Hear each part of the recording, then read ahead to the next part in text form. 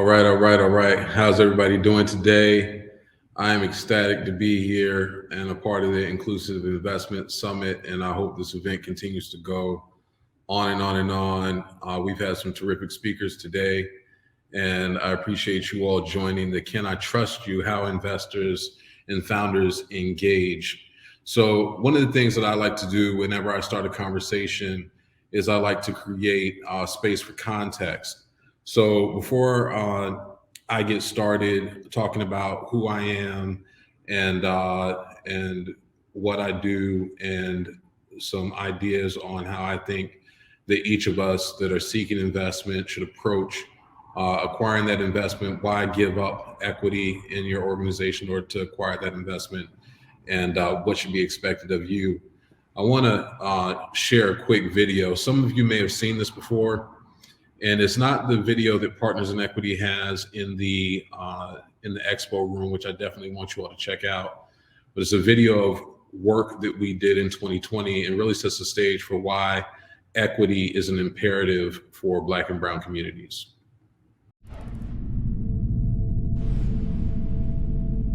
Black people's sordid past with and as property stretches back to at least 1863, when 4 million slaves were emancipated and today's equivalent of $48 billion in assets evaporated from the balance sheets of Southern planters and the banks that counted enslaved people as collateral.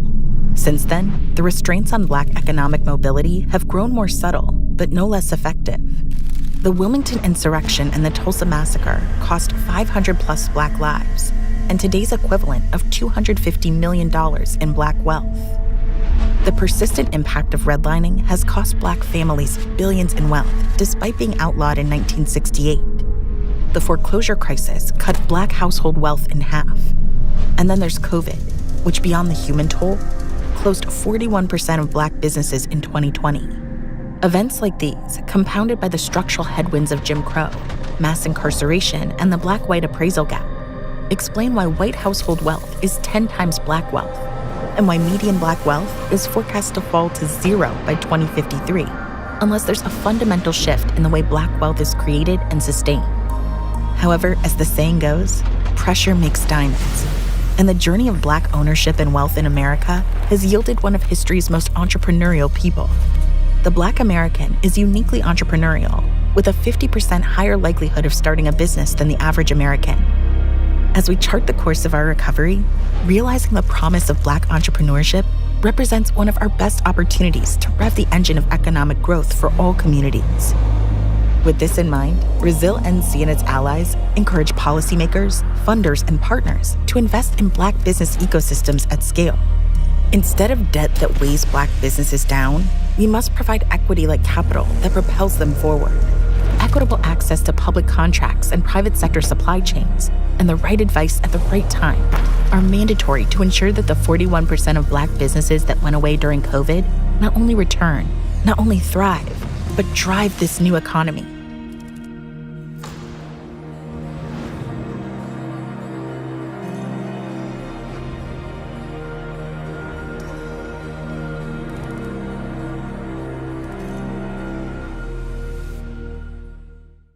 Great.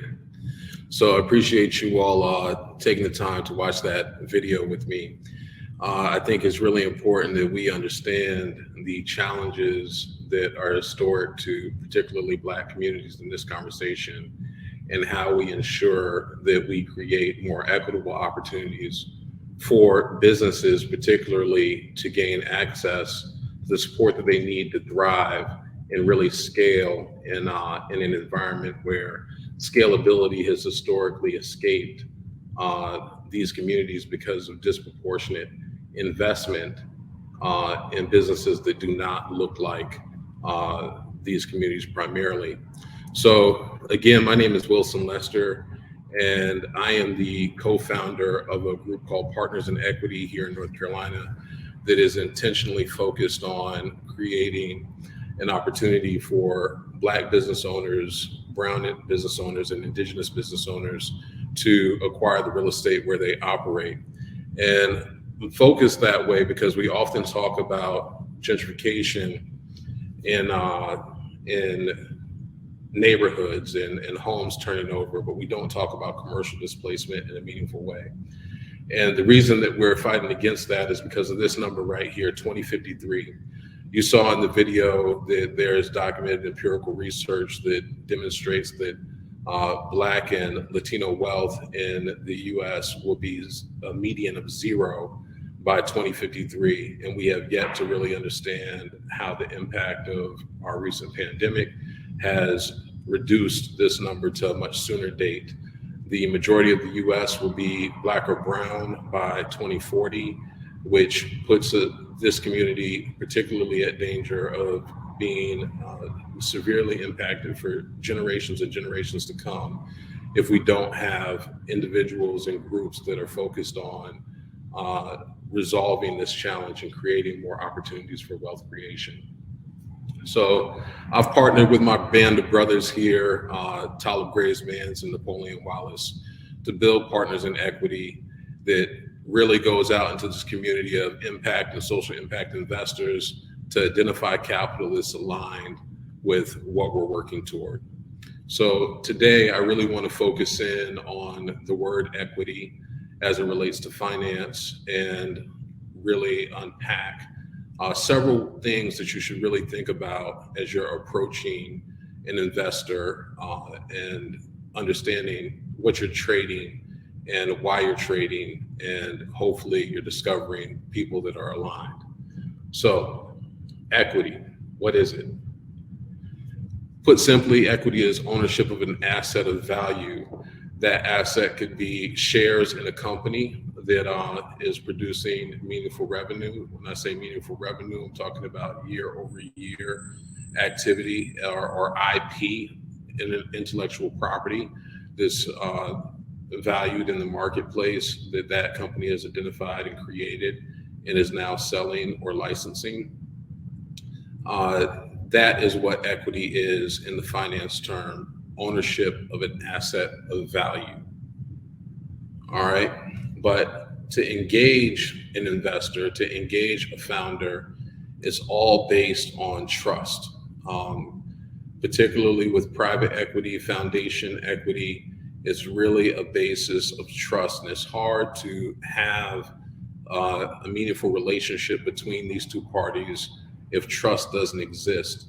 And many times as a business owner, particularly a business owner of color, this space of trying to get someone to part with capital to help you achieve your dreams can be challenging when those individuals don't identify with you. And that's why it's important to dive into this next part that I want you to write down and remember as you're engaging folks and making sure that you're targeting in the right way.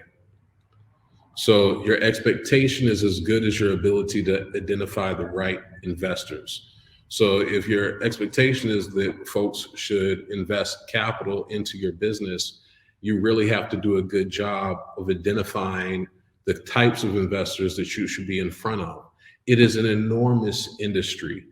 One of my favorite things about private equity in particularly is because it's near limitless in the United States of America and really across the globe.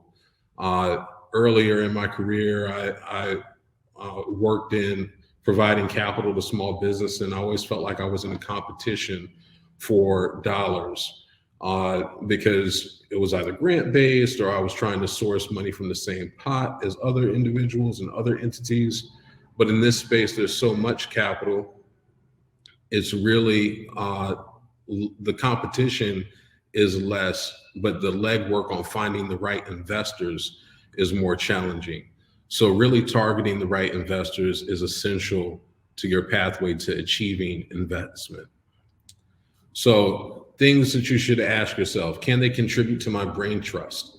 Can this investor that I'm talking to really help build me up? Do they know about this type of activity?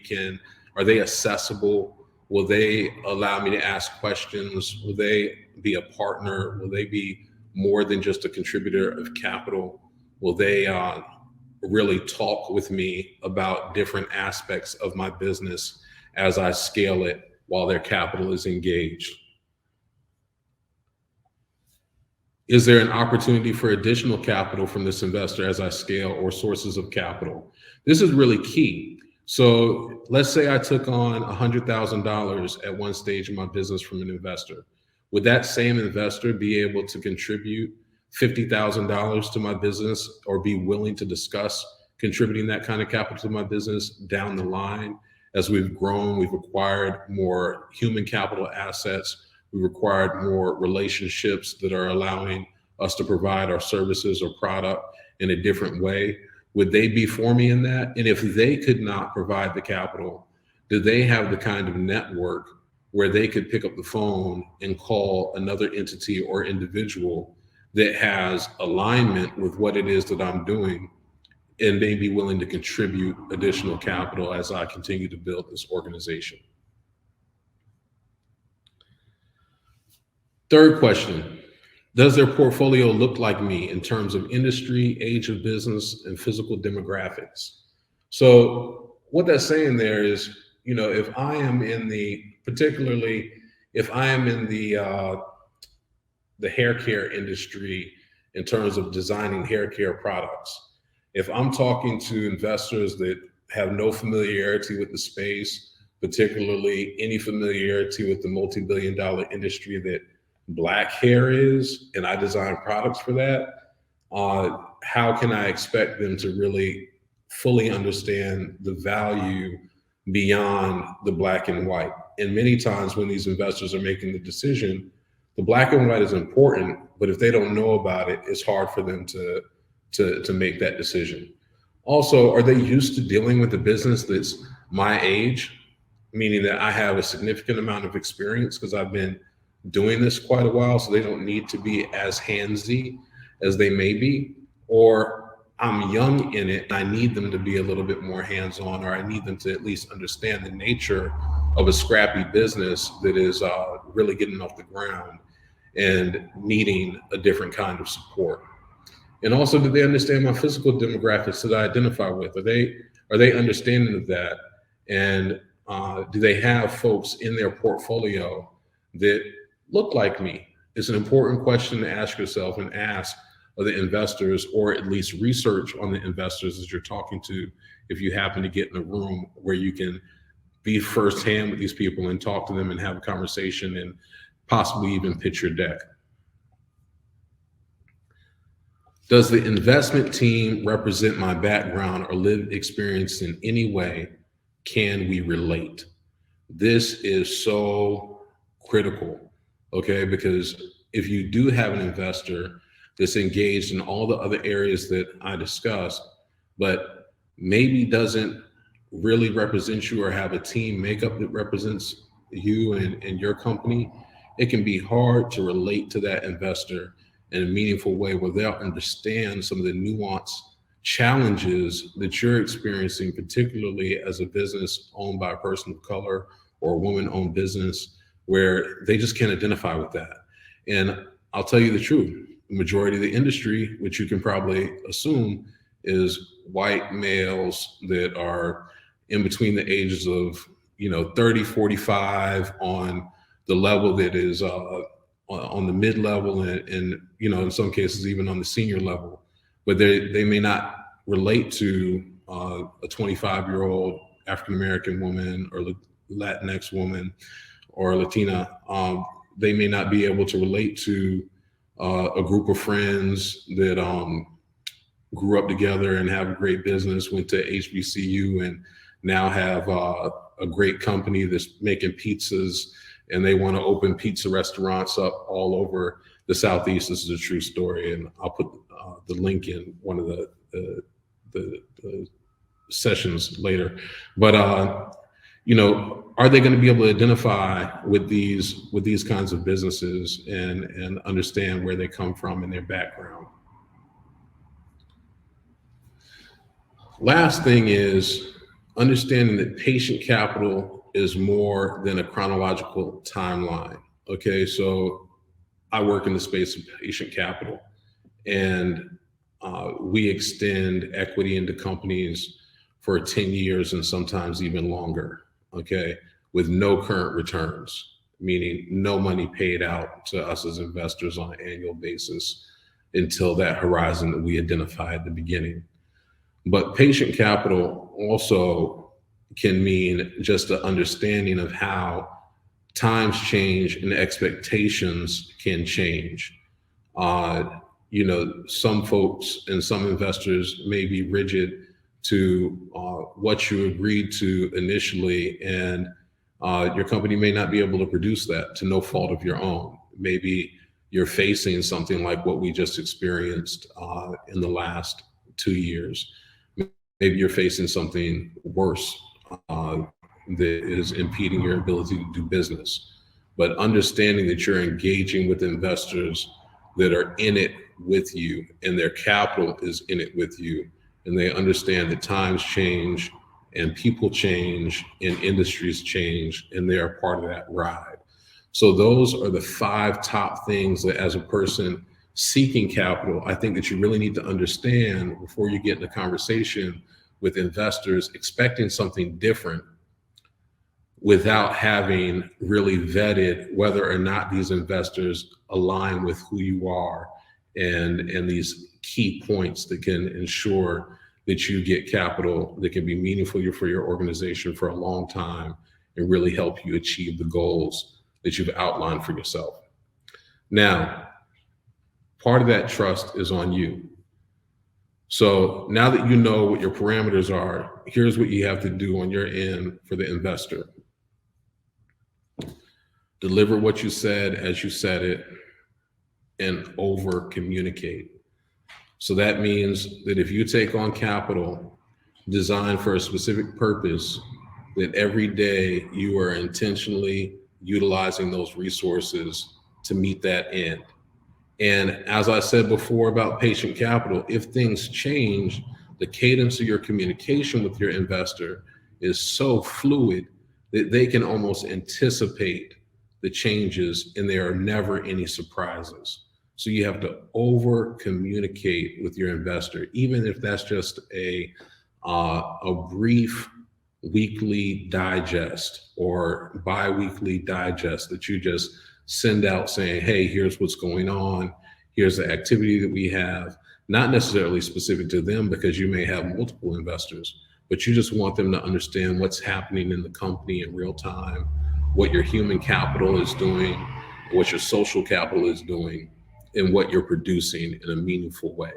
And that is key and essential to building trust between yourself and the investor, because the investor now understands what it is that you need from them, and you understand what you have to deliver for them. So I want this to be a conversation. I want to be able to answer questions in real time. I'm an individual that has raised a significant amount of capital for my purpose. My current fund is a $15 million fund, and I'm currently raising a fund that may likely reach $100 million, specifically to make investment in Black and Brown and Indigenous business owners throughout the Southeast to acquire real estate to operate their businesses in. So can we open it for Q&A, Antonio?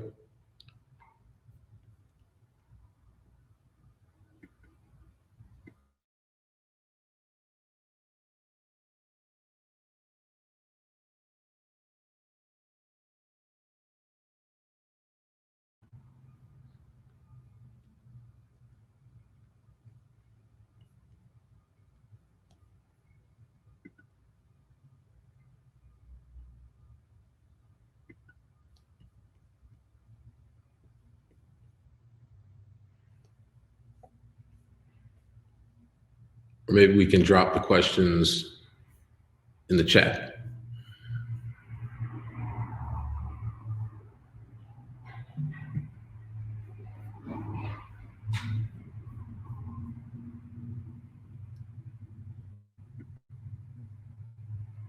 Come on, I know there's at least one question. We got a bunch of people in the room. I would love to engage you and have a dialogue.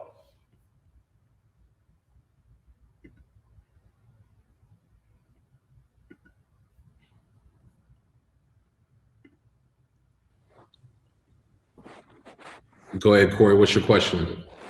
So my question is, in the process of acquiring funding, when you do not have the track record of profitability, how do you go about still securing investments? That's a great question, Corey. So you're talking about for your small business, Yes. right? So the best way that I can answer that is that you have to make sure that you come up with an extremely compelling concept first of all right? And in some cases, you may be able to borrow capital from an individual or entity, but in most cases, you will not. So, what I would encourage you to do is become a part of a local accelerator. There are a number of different entities that are in Winston-Salem that really nurture small business development this way to at least produce a minimum viable product, an MVP of what your business is, what your business or service can do, and then reinvest whatever dollar amount you have. Maybe your minimum viable product is something that you can accomplish with $100, $250 to at least demonstrate what it is. If your resources don't allow you to do that or make that investment, maybe you're a part of an accelerator that can help couple investment with you in order to build that MVP and demonstrate it and communicate it and really ingrain yourself, whether you do it in Greensboro. I know, Corey, we talked earlier, you're based in Greensboro, or you do it in Winston-Salem. There are a number of entities in our entrepreneurial ecosystem that work with startup businesses, whether that be Launch Greensboro, whether that be Flywheel, whether that be the small business centers at GTCC and at Foresight Tech, that really help small business owners put the framework around their business so that they can, like Matt was saying earlier in the session tomorrow, communicate their business, particularly from a finance standpoint, where maybe I don't have capital today, but here is what I project that I can accomplish. And with minimal investment from myself and from a partner or an organization that can provide me low barrier capital in the way of grants or accelerators that support organizations that do that. So I'm going to, if I'm going to drop, I have my link on here, but I'm going to drop my email in the chat. Okay. And I'd be happy to email you a host of organizations that are in our market that do that type of work. Okay. Thank you for your question. For sure. Thank you. I do have another question. If no one else is going to ask a question, I can ask another one. Real quick, ask another one. Okay. I think the I'm curious to know the strategy you used with onboarding new investors. Well, you mean like how I acquired the investors? Make sure of how you acquired them, the funnel from just the initial introduction to getting them confident enough to say, hey, you know what, I do want to make this investment. It was a process. You know, my initial investor, we met summer of 2000, June 2018, and we didn't receive investment until February 2020. It was a journey of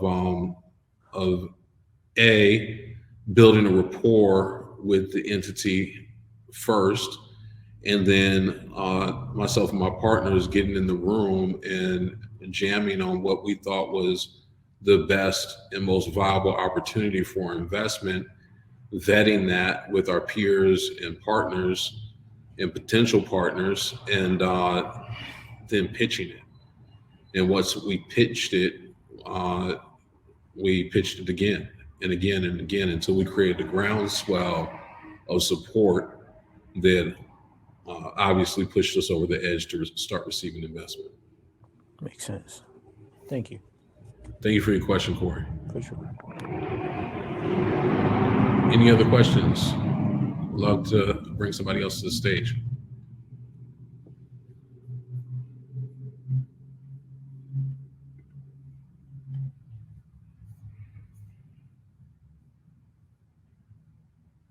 I can call people out. I see some good people in this room. Come on, Chuck Bird, Joe Rotundi.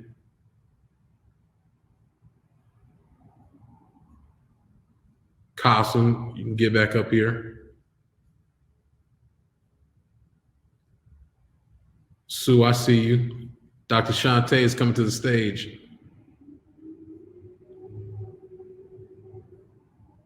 Oh, Dr. Shante, where'd you go?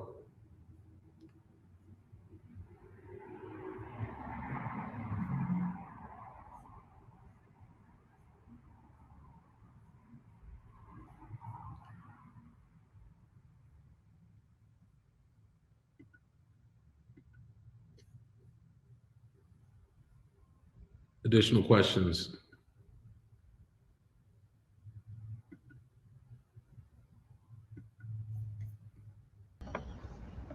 Hey, how you doing, Wilson? So I'm gonna help you out with some of the Q&As right here. Okay, are you helping me out? Thank you. I appreciate it. All right, so from Mary, she asks, I'm in the cold therapy market.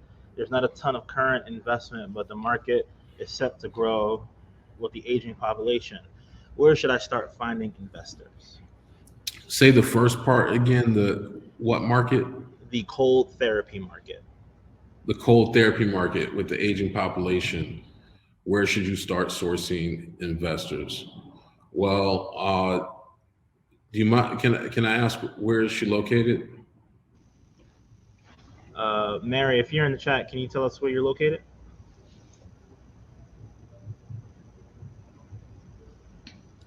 Hey, Dr. Shante. Hey, Dr. Shante. So partly I would say that, I would definitely take a look at the medical society in your market. The medical society are groups of physicians and businesses that are adjacent to the medical industry. And I think that is an excellent space to engage and begin to grow and develop your network. That way, you may meet a chiropractor or some similar business that wouldn't mind either locating next to a facility that provides cold therapy. Many of those businesses particularly service the athletic market and have folks that have a need for that kind of support. Now, particularly for the elderly, what I'd also do is I would look at the network of assisted living facilities that are in the market, and I would identify if those facilities are adjacent to any foundations that either they operate or have been supported by, and see if potentially cold therapy would be something that they would be interested in being a part of. I would say this about investing and acquiring investors overall. It is always great to have a sponsor.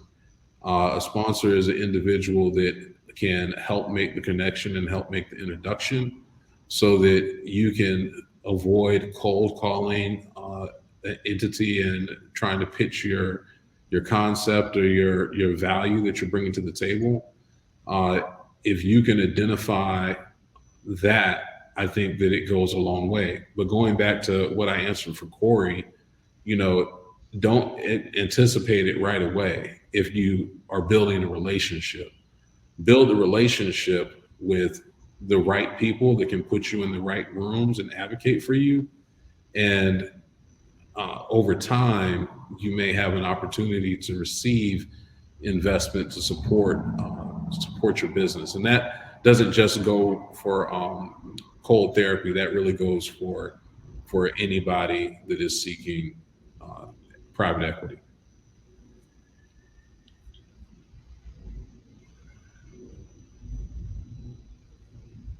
I hope I was able to answer your question. think you're speaking on mute. I'm on mute now. I should know Not better. you. Sorry. So the next question comes from Mona King. And the most investment in entrepreneur programs are targeting 40 and under. What efforts are being made to engage with older entrepreneurs with experience? That's a great question, Mona, and glad you're in the room today. Hope you're doing well. I will say that disproportionately, the resources that are in our market show up as only available to tech businesses or businesses owned by younger people, and something should be done about that, particularly because I'm not certain that the those that are letting the opportunity for growth and investment are particularly targeting the age demographic. Just a disproportionate number of people in that age demo are responsive to those opportunities. And I would say that, many of those opportunities are based on tech-enabled opportunities.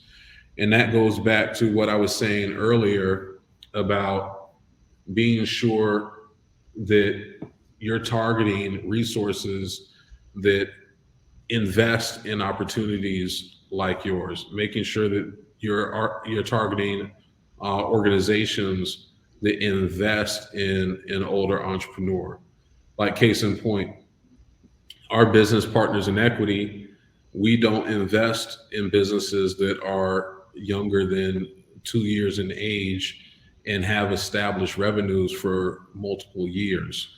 What that tends to lean toward is a more seasoned entrepreneur that has more establishment in their community and has been doing business for some time and just needs to go to the next level. Not particularly tech enabled, interested in owning and acquiring real estate. And in most cases, the business owners that have done that have already purchased their first home. And given the average age of when people purchase their first home, those entrepreneurs tend to be older. So, I would just make sure that I'm looking for companies and entities that are interested in more than just buzz topics and high growth businesses. And generally those businesses tend to be those that are tech enabled, and all that capital is trying to chase a unicorn, knowing that, there are not many of them.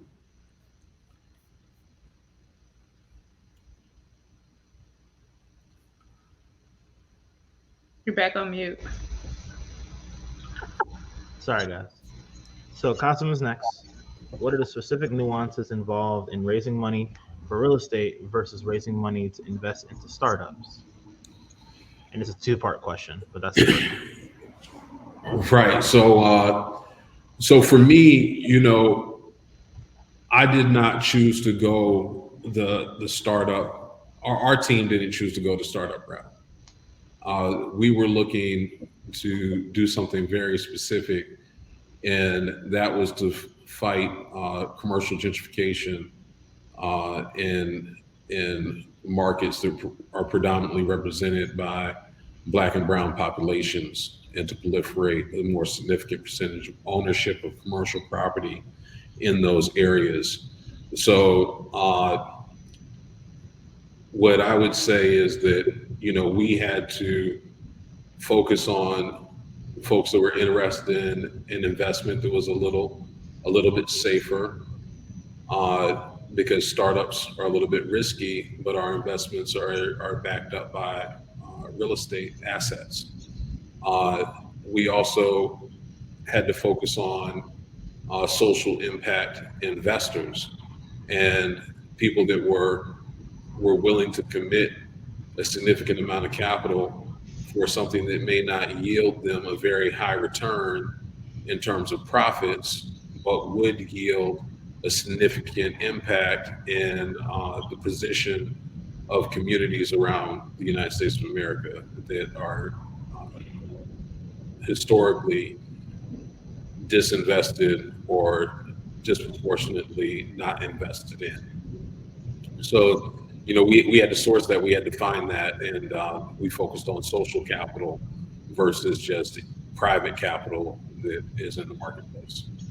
So that's what we did for real estate. I think the nuance with startup capital is that you have a number of businesses, venture capital funds that are not socially focused, but are monetarily focused and are sourcing the company that is really going to generate a significant amount of profits. And across the board, they spread those chips, hoping that one is going to advance and create a significant amount of profit for their business.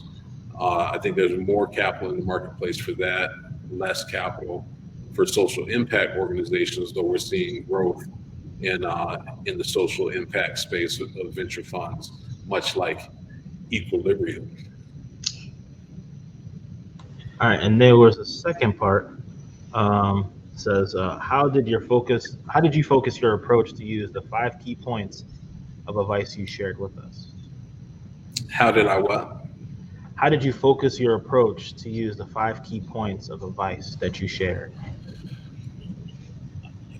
I chose those points because I've talked to a significant amount of business owners in my time. At one point in my career, I was talking to somewhere between 500 and 700 unique business owners a year.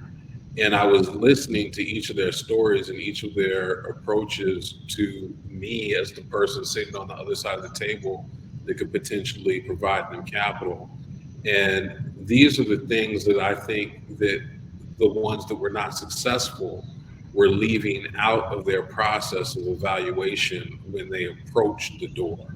So I think that, I wanted to put those messages out there, those questions or statements out there, so that when you approach the door of investment, when you meet the Dr. Shantae Williams and you have built a relationship and a rapport with her, and she believes enough in your organization to say, hey, we're going to go into a room and there's going to be some different people in this room that may have interest in what you're doing, that you have top of mind these 5 simple statements, 5 simple questions to begin to evaluate, who do I have the best opportunity to receive capital from and could have the best relationship, best trusting relationship with that entity after I've used this evaluation.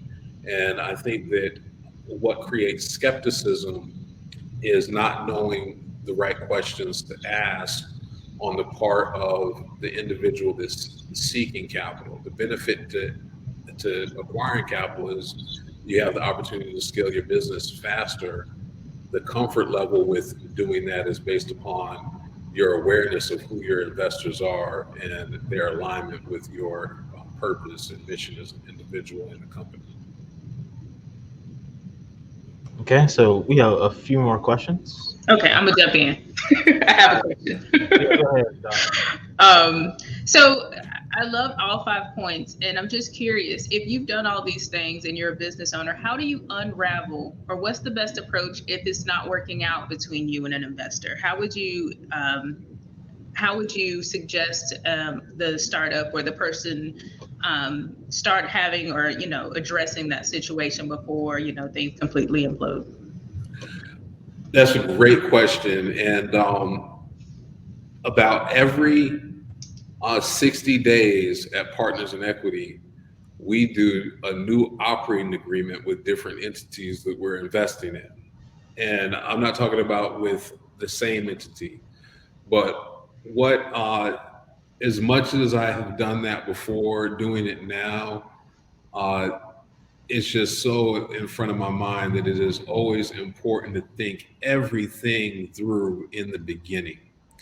Okay, because once you sign that documentation, you ever heard you only get what you negotiate? And a lot of times people think that the getting is just in the percentages and in the money. but a big portion of the getting is in your position in it. And position includes entry and exit. Okay. So what I would do going into an agreement is I would make sure that there were clauses in my agreement that could be enacted based upon the condition of the relationship. If there's a deterioration in the relationship, that we have a mechanism in place where everybody can safely exit the agreement without significant loss. But many times when we get into agreements, we don't even like the idea of it because we feel confined or we feel like it's going to be a conflict. So one thing that I want everybody to get really, really comfortable with, and this is really a beautiful statement from one of my business partners that that we think that when we're negotiating something, we don't want to have a tough conversation early. But the statement is, I don't have a problem with conflict. I have a problem with feeling conflicted. Okay. So while you're in a relationship, there is space for feeling conflicted if you do not have a resolution for the conflict. And it's better to go into an agreement making everything plain and thinking everything through and having difficult conversations in the beginning, so that if there's an opportunity for confliction, that you have a resolution for it in place. And that starts at the beginning of the relationship. I love it. So we have a few more. All right, I am going to pull up a question from Dr. Linda McCrae. Great. Any advice on business acquisition? I have been approached by another practice following the death of a founder with no will. Wow. This is really a big issue. I just want to say, Black, brown people, work on your wills. Work on your wills. It's critical. We all have an appointment to leave this place. We don't know when it is, but much of our wealth and our position as a new majority community is not having that part of our business in place. So how would I approach it, or my thoughts on acquiring businesses? I don't know what your entire background is, or if the business that you're thinking about acquiring is falling into your background, but I believe in acquisition only when it is going to benefit what I'm currently doing, or my position in it is going to be extremely passive. I would also think about this: negotiate the price of the acquisition based on whether or not the family that you're acquiring the business from wants to maintain any level of equity in the business. If they're wanting to maintain a percentage of equity, then I would anticipate that my buy-in would be significantly less. But I would hold the majority of the equity, whatever that number is, whether it's 95% and 5%, 51% and 49%, whatever it looks like. I would be in the majority position and be able to make the decisions for the company for the most part. That would be my approach to it. Great. So the next question is from Tony Barnes. Tony Barnes. Sorry, I lost it for a second. What would you advise to a small business owner who has an interested investor, but they lack the things outlined in the top 5 that you outlined? I'd walk away. They lack the 5 things. Like they don't have those 5 things. Yeah, that's what. All money is not good money. Walk away from the money. I started this by saying it's too much money out here to be in competition for the wrong dollar. demonstrate some patience for yourself. It'll pay off in the long run.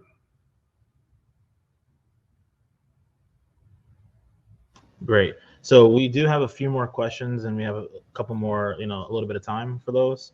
Just wanted to, if you have any questions that you want to ask Wilson, you could throw them in the Q&A section, and we make sure that we'll grab them if we can, if time allows. All right. So the next one that I have here is from Joe Rotundi. Right. I work with entrepreneurs who don't identify as folks who pursue investors and are often intimidated by the idea. What would you say to encourage them to think big?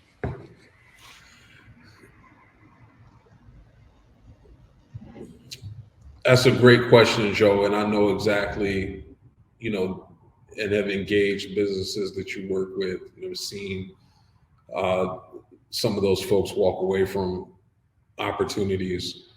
And, one thing that I would encourage, and this is just a little bit more tailored, guys, because I know Joe. And if you don't know Joe, he's a gem in the market for entrepreneurs in the space that he works in. But I would start at the beginning of their relationship with the Forge, of asking them, what do you want out of this? What is your expectation for your business to become? And I would, out of the gate, communicate to them what is achievable, identify how much capital they have, and if they don't have any, I would try to telegraph what is accomplishable without investment. And I think that begins to change the mindset of individuals. And for everybody listening, Joe operates the Forge in Greensboro that is a maker space. And people come there and utilize the equipment that they have to really design and create beautiful products. And art is really what it is. And when you're an artist, as Erica Badu said, you're sensitive about your shit. So you don't necessarily want to give up a lot of interest in it because it's a part of your heart that you've given up to create it. And what I would communicate to those artists are build the best product that you can in the marketplace, and don't be afraid to let it go. And let a portion of it go, because as you let it go and more people appreciate it, then the value of your work increases. I.e., take a painter that sells a piece for $1,000 today that's worth $20,000 2 years from now sells the piece in 2024 for $50,000. So you kind of got to think about the value that will be added by allowing someone else to come into your business and increase the value of your position based upon the association and the interest in your product. I hope I answered your question, Joe. If not, you can text me. Great. All right. So we're going to go. I think everybody liked that Erica Badu comment that you made. So the next one that we have here is from Robert Donnan. He says that I'm working with a Black-owned culture startup, Urbanime. It links brands like Foot Locker with Black and brown consumers through events or urban-themed comics. Needs money to sustain before seed stage. What are the next steps?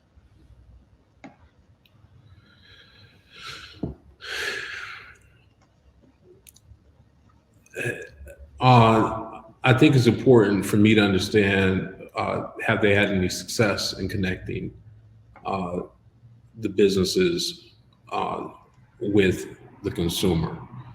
I think that to what Corey was saying really early on is about the track record. If you can demonstrate, some connectivity to the audience that you're planning to bring in front of these businesses, then you have a higher propensity to gain entry to the market in a meaningful way. What I think I would do if this were me in my business and that you were consulting, or if I was consulting the business, is I would try to secure one client. Okay. I would try to secure one client that was aligned with what it is that I do. And I would beta what I'm trying to accomplish in a very meaningful way, in a very visible way, so that I can then take that and share that activity with other entities that need that support. And once I have some level of a groundswell of support for what services I'm offering, then I can communicate to investors, hey, this is a booming opportunity. In my beta, I was able to, I don't know, connect uh, uh, this brand with this community. I earned $2,500 on that. And now I got 10 different entities that want to pay me $3,500 to do the same thing. And this thing is on its way this way. But I would create my whole strategy around just acquiring that first client that can allow me to demonstrate the viability of my service and my ability to execute on that service. Great. So as of right now, I do not see if we have any other questions. We do have time for one more. But Wilson, do you have any, final remarks that you want to make? Yeah, what I want to just share with everybody is that time is not limitless, but you do have time to build your business, and what you do and what you leave on the cutting room floor is extremely important. The time you spend in the cutting room is important. I'm not telling you to overthink it, but I am telling you to prime yourself and prime your business for the opportunity to acquire capital. And that has a lot to do with identifying yourself with the right investor. And when you find the right investor, you all both can act with a level of trust that is meaningful and is replicable with more investors, because that one investor could just create the opportunity of a lifetime for you to demonstrate the viability of a business that will persist past the moment and into the future, and potentially either be acquired or continue to exist in the community for a significant period of time, executing on the promises of their business. So I appreciate this opportunity to share with you all. I appreciate so many people attending and allowing me to engage.